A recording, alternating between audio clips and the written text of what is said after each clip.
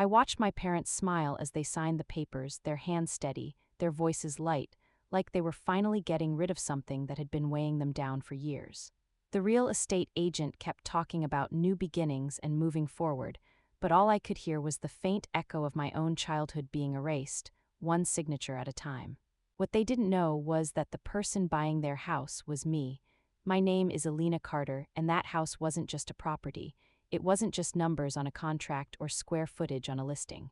It was the place where I learned what love felt like and then slowly what it felt like to lose it. I used to think that walls could remember things, the way laughter sticks to ceilings, the way silence settles into corners.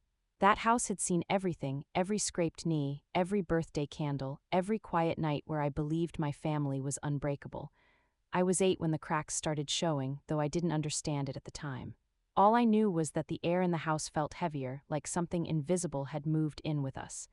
At night, I would sit at the top of the staircase, hugging my knees, listening. My mother's voice would tremble, my father's would rise, sharp and unforgiving, doors slammed more often, apologies came less. And somehow, even when things went quiet, it felt louder than ever. But no matter how bad it got, I held on to one thing, the belief that this was still my home. Because in that kitchen, there were pencil marks on the wall measuring how tall I had grown. In the living room, there was a spot on the carpet where I used to spin in circles until I fell over laughing. And in my bedroom, there were dreams I hadn't given up on yet. I thought those things mattered. I thought I mattered. I was 12 when they sat me down in the living room. I remember the way the sunlight came through the window that day, like everything was normal, like nothing was about to change. My mom wouldn't look at me.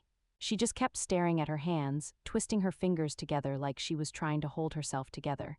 My dad cleared his throat, the same way he always did before saying something that didn't feel right. "We think it's best if you go stay somewhere else for a while." For a while, that's what he said, like I was a visitor, like I didn't belong to the life we had built in that house. I remember asking them if I had done something wrong. It came out small, almost like a whisper I didn't want them to hear, but I needed an answer. Neither of them said anything. And that silence, it stayed with me longer than any words ever could. They sent me away with a suitcase that didn't even feel like it belonged to me. No long goodbye, no promises that things would be okay, just a quiet understanding that I was no longer part of whatever life they were choosing to live. At first, I called them every night. I told them about my day, about school, about things that didn't matter, because I was hoping they'd tell me something that did, that they missed me, that they wanted me back, that this was temporary. But the calls got shorter, then they got colder, and then one day they just stopped answering. That's when something inside me changed. I stopped waiting, I stopped hoping, I stopped being the girl who needed them. Years passed and I built a life out of nothing but determination and quiet anger. I worked when other people rested. I studied when my eyes burned from exhaustion. I told myself over and over again that I would never depend on anyone the way I had depended on them. Because dependence is just another word for vulnerability, and vulnerability gets you left behind. By the time I graduated, I wasn't just surviving anymore, I was in control. I built a career in business, slowly, carefully, making decisions that were always 2 steps ahead. People saw confidence, they saw success, they didn't see the reason behind it. They didn't see the little girl who once sat on a staircase, listening to her family fall apart. I buried her, or at least I thought I did, until one night everything came back. It started with something simple.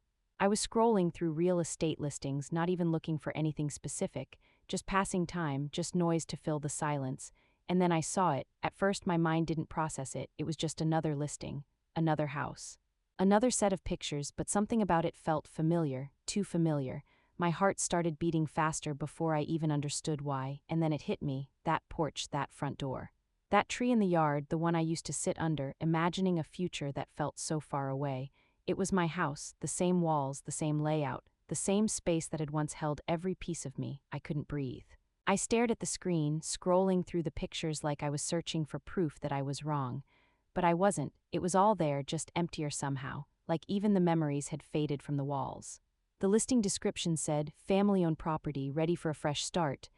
I almost laughed when I read that. A fresh start, that's what they were calling it, like the past didn't matter. Like the people who were part of that house could just be erased with a sentence. I sat there for hours, staring at that listing, feeling something I hadn't allowed myself to feel in years. Not sadness, not exactly, something sharper. Something unfinished, because that house wasn't just a place I had lost, it was a place I had been taken from, and suddenly I didn't want to move on, I didn't want closure. I wanted to go back, not as the girl they left behind, but as someone they wouldn't recognize, someone they couldn't ignore. So I made a decision. I didn't call as Alina Carter, I didn't use my name, I didn't give them the satisfaction of knowing I still existed in their world. Instead, I used the one thing I had built without them, my company. Professional, anonymous, untouchable. I made an offer above asking price. No negotiations, no conditions. Just a clean, simple deal that anyone in their position would accept without hesitation. And they did, within 24 hours, just like that. No second thoughts, no emotional attachment, no pause to consider what that house once meant. They signed it away as easily as they had signed me away. But this time, things were different, because this time I was the one in control. Closing day was set, and for the first time in years, I was going back. Back to the place where everything started, back to the place where I learned what it meant to be forgotten. But this time, I wasn't going back to remember, I was going back to make sure they never forgot. The morning of the closing felt strangely quiet, like the world didn't realize something irreversible was about to happen. I woke up earlier than usual, even though I hadn't slept much. My mind had been replaying memories all night, fragments of laughter, echoes of arguments, the sound of a door closing behind me for the last time. For years, I had imagined what it would feel like to go back. I thought maybe I'd be angry, maybe I'd feel nothing at all. But as I got ready that morning, staring at my reflection, adjusting the calm, composed expression I had perfected over the years, I realized something unexpected. I felt in control, not nervous, not scared, just ready. I chose an outfit that said everything I needed it to say without a single word: clean, elegant, professional. The kind of presence that doesn't ask for attention but commands it anyway. My hair was pulled back neatly, my makeup subtle, my expression unreadable, because today wasn't about emotions, it was about power. The drive to the house felt longer than it actually was. Every street I passed felt like a ghost of something I used to know. Places I had forgotten suddenly felt familiar again, like my mind had been waiting for permission to remember. And then I saw it, the house. It looked smaller than I remembered, or maybe I had just grown into someone bigger than it could contain. I parked across the street for a moment, my hands resting lightly on the steering wheel as I took it all in. The white paint was slightly faded now, the porch had been repainted but not well, and the tree in the yard, it was still there, taller, stronger, like it had survived everything without ever leaving. Unlike me. I stepped out of the car slowly, my heels clicking softly against the pavement, each step steady, deliberate. This wasn't a return, this was an arrival. The real estate agent was already there, standing near the front door with a polite, practiced smile. He greeted me warmly, extending his hand, completely unaware of what this moment actually meant. "Miss Carter, it's a pleasure to finally meet you in person." I nodded, returning the handshake with a calm confidence that made everything feel almost normal. "Almost, they're inside," he said, gesturing toward the door. "The sellers arrived a few minutes ago." The sellers, that's what they were now, not my parents, just people on the other side of a transaction. I took a breath, not deep, not dramatic, just enough to steady the moment. Then I walked toward the door. Every step closer felt like walking into a memory I had tried to bury, and when the door opened, it all came rushing back. The smell of the house hit me first, faint, different, but still there, a trace of something familiar hidden beneath layers of time and change. I stepped inside, and for a brief second I wasn't the woman I had become, I was 12 again. Standing in the same space, waiting for someone to tell me I still belonged. But no one did, and no one would, because this time I didn't need them to. Voices pulled me back to the present. My parents were standing in the living room. Older now, of course they were. Time had touched them the same way it had touched everything else, subtly but undeniably. My father's posture wasn't as strong as I remembered. My mother's face carried lines that hadn't been there before. But their expressions, those were the same. Calm, detached, unaffected, they turned as I entered, and for a moment there was nothing, no recognition, no hesitation, just polite curiosity, the kind you give a stranger. "Hello," my father said, offering a small nod. "You must be the buyer." The buyer, I almost smiled. "Yes," I said simply, my voice steady, controlled. "That would be me." My mother glanced at me briefly, her eyes scanning my face like she was trying to place something she couldn't quite understand. But whatever flicker of familiarity might have existed, it faded just as quickly. People don't expect to find the past standing right in front of them, not like this. The agent began talking, filling the space with details about paperwork, timelines, signatures. His voice became background noise as I looked around the room. The living room had changed, different furniture, different colors. But the structure was the same walls that had once heard everything, the same space where I had asked a question that was never answered. Did I do something wrong? I turned slightly, my gaze drifting toward the hallway. I knew exactly where it led, my room, or what used to be mine. Without saying anything, I stepped away from the conversation and walked toward it. No one stopped me. Why would they? To them, I was just the buyer. Just someone inspecting a property. I opened the door slowly.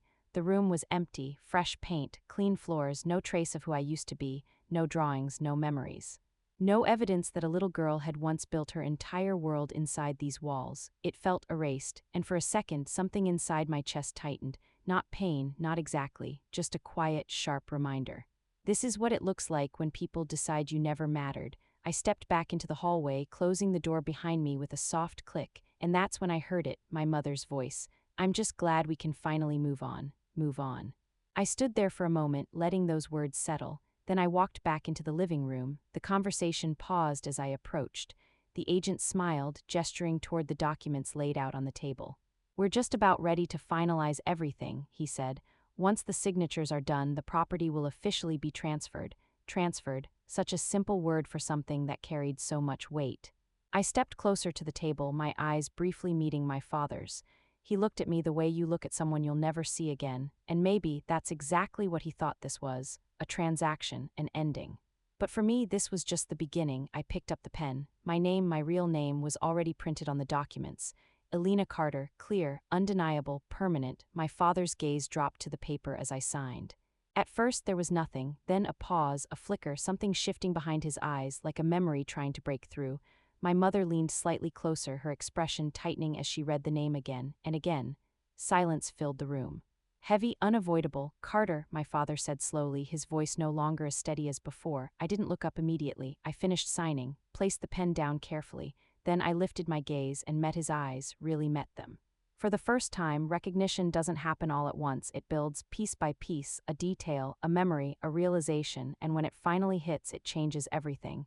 His expression shifted, confusion turning into disbelief. My mother's hand moved slightly, like she needed something to hold on to. Elena, she whispered, the name sounding unfamiliar on her lips, like it didn't belong to her anymore. I held her gaze, calm, unshaken. Yes, I said softly. And in that moment, everything they had buried came back to life. The silence didn't just sit in the room, it pressed against everything, heavy and suffocating, like the walls themselves were holding their breath. My name lingered between us. Elena, not the buyer, not a stranger. Something they thought they had left behind. My father stared at me like he was trying to force reality to rearrange itself into something easier to accept. Like if he looked long enough, I'd turn back into someone else, someone simpler, someone less complicated. But I didn't look away, not this time. My mother was the first to move, her hand trembling slightly as she stepped closer, her eyes scanning my face with a kind of desperation I had never seen before. It was almost unsettling how quickly people search for familiarity when they realize they've made a mistake. Elena, she said again, softer this time, like saying it differently might change something. I tilted my head just slightly, studying her the way she was studying me. It was strange. I had imagined this moment so many times growing up. I thought maybe I'd cry, maybe I'd ask questions. Maybe I'd finally get the answers I had spent years chasing, but standing there now, I felt nothing I expected. No anger bursting out, no tears falling uncontrollably, just clarity. You remember my name, I said calmly. That's a good start. The words weren't loud. They didn't need to be. They landed exactly where they were supposed to. My father exhaled slowly, running a hand over his face like he was trying to wake himself up from something that didn't feel real. This isn't possible, he muttered. How are you, the buyer? I finished for him, my voice steady. Yeah, that surprised me too. The agent shifted uncomfortably beside us, clearly realizing he had just walked into something far beyond a normal closing appointment. His polite smile faded into uncertainty, his eyes moving between us like he was waiting for someone to explain what was happening. No one did, because this wasn't his moment, this was ours. My mother took another step closer, her voice shaking now. Why didn't you tell us? I let out a quiet breath, almost amused, not because it was funny, but because it was so predictable. Tell you, I repeated, tell you what? That I still exist. Her face tightened, and for a brief second guilt flickered across it. But guilt is a quiet emotion, it doesn't fix anything. You disappeared, she said, her voice breaking slightly. You stopped calling, I laughed. Not loudly, not dramatically, just enough to cut through the lie. I stopped calling, I echoed, my eyes locking onto hers. Is that really the story you're going with? She didn't answer because we both knew the truth. My father stepped in, his tone sharper now, defensive. We thought you needed space. You were settling into a new life. You sent me away, I said, my voice still calm but no longer soft. Let's not rewrite it. The room went still again. There it was, the truth, simple, direct, unavoidable. They didn't like that. People rarely do. My mother's eyes filled with something, regret maybe. Or maybe just the realization that whatever version of the past she had convinced herself of wasn't going to survive this conversation. We did what we thought was best, she whispered. For who? I asked. That question hit harder than anything else I had said because there wasn't a good answer. There never had been. My father straightened slightly, his jaw tightening. You don't understand what things were like back then. I took a step closer to the table, resting my hand lightly against it, grounding myself, not because I was overwhelmed, but because I wanted to be very clear about what came next. Then explain it to me, I said, no anger, no raised voice, just an invitation, one they couldn't avoid. Another silence stretched between us. Longer this time. He looked at my mother, she looked away, and in that moment I saw it. Not the full truth, but the crack in it, the hesitation, the part of the story they had never said out loud. You couldn't afford me, could you? I said quietly. Both of them froze. There it was again, that shift, that reaction. I felt something cold settle into place inside me, not pain, not shock, just confirmation. It wasn't just the fighting, I continued, my voice steady, almost analytical now. It was money. My father didn't deny it. He just looked down. That's why you sent me away, I said. Not because it was better for me, but because it was easier for you. My mother shook her head quickly, stepping forward. No, it wasn't like that. We were struggling, yes, but that's not why. Then why didn't you come back for me? I asked. And that question broke something. Her voice caught in her throat. Her eyes searched mine, desperate, like she was trying to find an answer that would make everything okay, but there wasn't one. There were complications, my father said finally, his voice lower now. Complications, another simple word. Another way to make something permanent sound temporary. I let out a slow breath, nodding slightly. Of course there were, I said. There always are. I stepped back from the table then, creating just enough distance to remind them that this wasn't a reunion. It wasn't emotional, it wasn't warm, it was controlled. And yet, I added, my gaze moving between them, you still managed to keep the house. That landed exactly the way I intended, because suddenly this wasn't just about me. It was about priorities. My father's expression hardened slightly, like he was realizing where I was going with this. That's not fair, he said. Fair, I repeated, raising an eyebrow slightly. You want to talk about fair? I gestured around the room. This house, I said, you fought to keep it. You held on to it for years, paid for it, maintained it, lived in it. My voice didn't rise, but it sharpened. But me, I continued, I was the thing you let go. My mother shook her head again, tears finally slipping down her cheeks. That's not true, we never let you go. You just never came back, I said, and that was it. That was the moment everything became undeniable, because intentions don't matter as much as actions, and their actions had been very clear. For years. The agent cleared his throat softly, clearly unsure if he should interrupt, but also aware that this wasn't a normal situation anymore. The papers were still on the table, the deal was still unfinished, but none of that mattered right now because something much bigger was happening. My father looked at me again, really looked this time, not as a stranger, not as a buyer, but as someone he no longer recognized.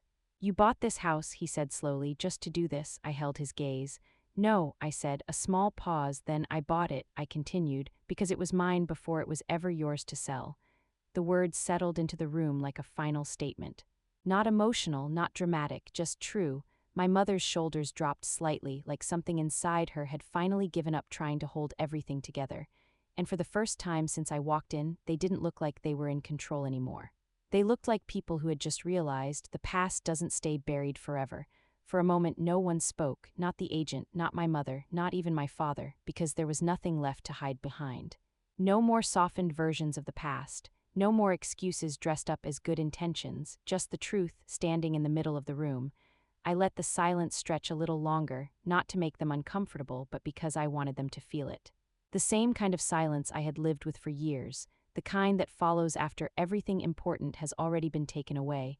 My father was the first to break. What do you want? He asked, his voice quieter now, stripped of the confidence he walked in with.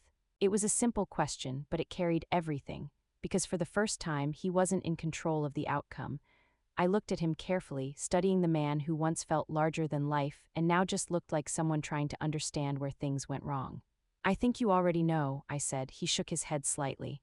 No, I don't, and maybe he didn't because people like them, they don't always realize the weight of what they've done, not until it comes back to them. My mother stepped forward again, her voice fragile. If this is about the past, we can talk about it, we can fix things. Fix, another word people use when they're too late. I gave a small, almost imperceptible smile. Fix, I repeated, you think this is something you can fix? She didn't answer because deep down she knew, some things don't get repaired, they just stay broken. I didn't come here for an apology, I continued, my voice calm but firm. And I didn't come here for closure either. My father frowned slightly. Then why are you here? That question was the one that mattered. I stepped closer to the table again, placing my hand lightly on the stack of signed documents, the papers that had just transferred ownership of everything they once held onto to me.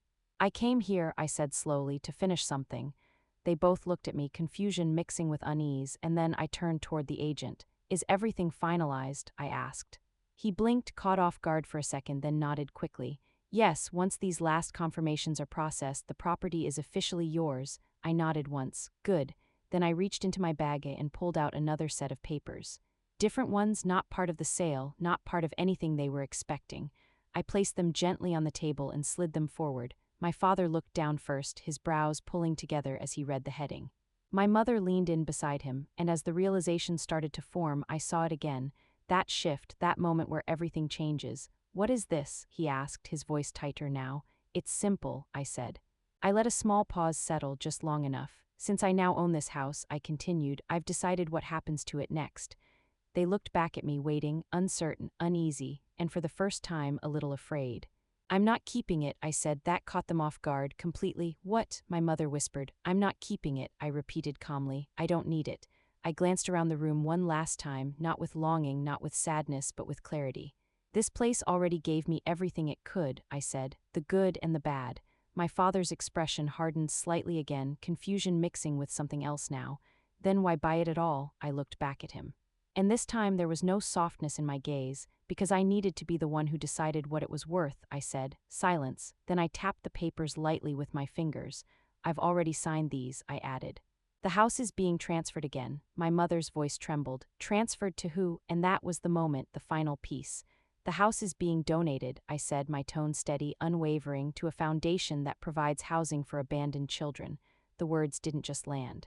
They echoed because suddenly this wasn't just about us anymore, it was bigger than that. My father stared at me, completely caught off guard. You're giving it away? Yes. After everything you paid for it? Yes. Why? That question almost sounded desperate. And for the first time, I answered without holding anything back. Because no child should ever feel like they were the easiest thing to let go of. My mother broke first. Her hand covered her mouth as quiet sobs slipped through, her shoulders shaking under the weight of something she could no longer hold in. My father didn't speak, didn't move. He just stood there, staring at the papers like they were something he couldn't undo, something final, and maybe that was the point. I picked up my bag slowly, adjusting it over my shoulder. There was nothing left for me here. No questions, no doubts, no unfinished business, just a chapter finally closed. I walked toward the door, my steps calm, steady, just like when I walked in. But this time, everything was different. My hand reached the handle, and just before I opened it, Elena, my mother's voice stopped me. Soft, broken, I paused, but I didn't turn around, not fully. Are we ever going to see you again? She asked. The question hung in the air. Fragile, uncertain, I thought about it for a moment, not emotionally, not impulsively, just honestly, then I spoke. That depends, I said quietly, on whether you're ready to meet the person I became instead of the one you left behind. I didn't wait for an answer. Because some answers take time, and some never come. I opened the door and stepped outside, the sunlight hitting my face as I walked away from the house for the last time. But this time, I wasn't leaving something behind. I was taking everything back, my name, my story, my power, and as I walked toward my car, I allowed myself one final thought, not about them, not about the past, but about the future. Because for the first time in a long time, it felt like something I actually owned. Some people think revenge is about hurting others, but sometimes it's about becoming someone they can never control again. If this story moved you, if you felt every moment of it, make sure you like, share, and subscribe to my channel Real Life Revenge series, because every story here is a reminder that the past doesn't define you unless you let it.